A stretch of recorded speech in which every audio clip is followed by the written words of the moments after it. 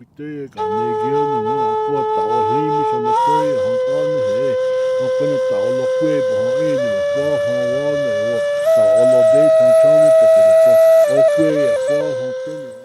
Chimney Rock landscape was occupied almost 1,000 years ago by the ancestors of today's modern Pueblo people.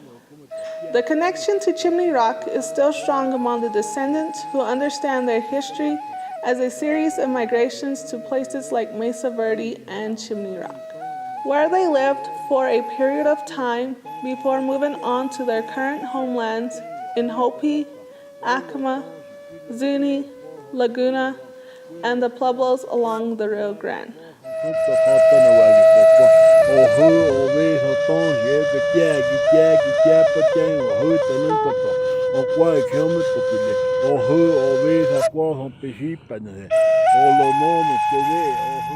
All started here. Places like this where our people traveled to learn, help, and understand the different cultures that we have within the Puebloan communities. Chimney Rock, much like Mesa Verde and Chaco Canyon, are areas of belief for the Pueblo of Laguna that is our origination in terms of where we've come from in our history as it relates to our emergence from the underworld. In the descriptions that are given to us, we're told that the migration isn't something that occurred overnight. It occurred over eons of time. There's a term that was used by our elders to describe eons. It's called Ktsima. Along this migration route, we stopped at smaller places like Chimney Rock to rest. These smaller places played an integral part because we say that we rested for a few years, maybe even a few decades, and then moved on. A lot of our elders have remembered from our ancestors a migration coming up from the Grand Canyon. We know through them that they settled and established these places to find that middle place and to find different things to make Zuni complete. Are saying that they disappeared. They didn't really disappear. We had different places to go. For Zuni, it's the middle place. For Hopi, it's the middle of the universe. All of us had different places to find, to identify as being our destination. And during those migrations, that was when everybody flourished here.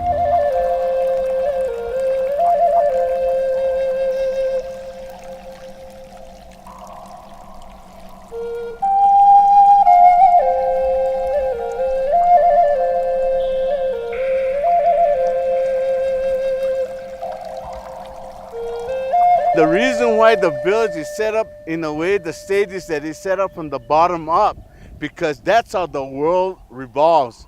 They say from the bottom up, top down. And that also represents earth people. Bottom up is children, top is elders. It had to be built by a very industrious people. Again, who had knowledge of geometry and mathematics, and just looking at the structures and the construction. They knew various construction techniques in order to be able to build the structures where they are.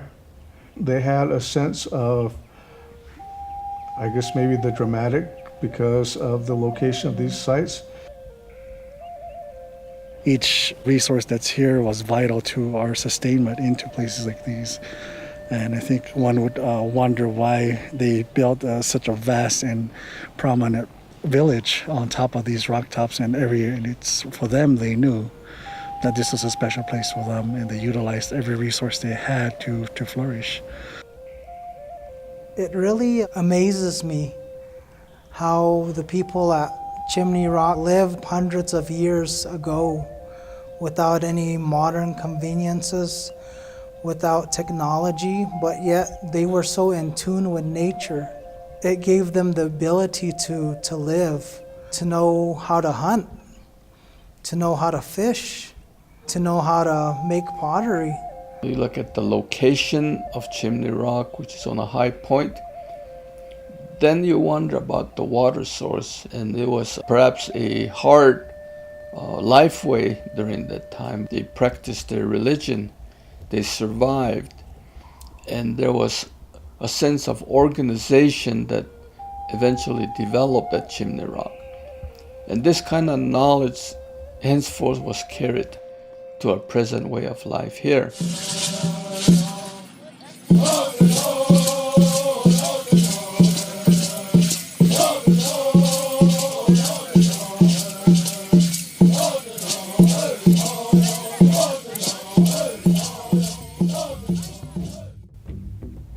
When our old elders had lived here in this part of the world, we're so united with one another, from one source to the other, from one society to the other.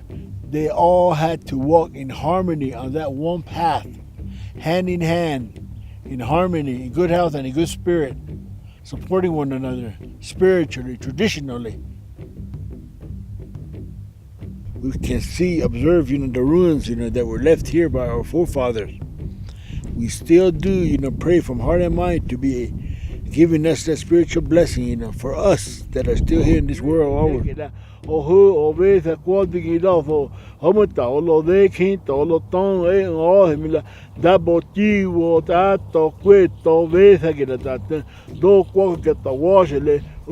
go to visit archaeological sites, I always take with me offerings that I can leave for our ancestors. Even though you may be burdened with a lot of woes, it seems like all of that is lifted off of you.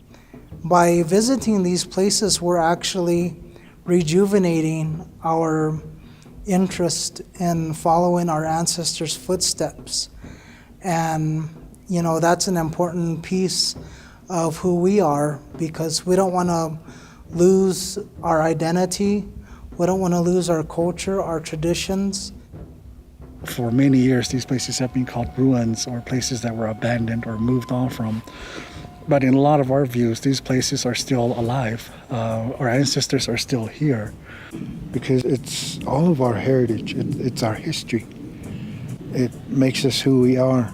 But visiting these places really makes it come to life and adds a certain amount of depth to understand who we are, where we come from, and knowing that we are important and we do contribute something to life. Today, I believe it's important for Hopi people to continue to revisit these special places because they are so real in our traditions.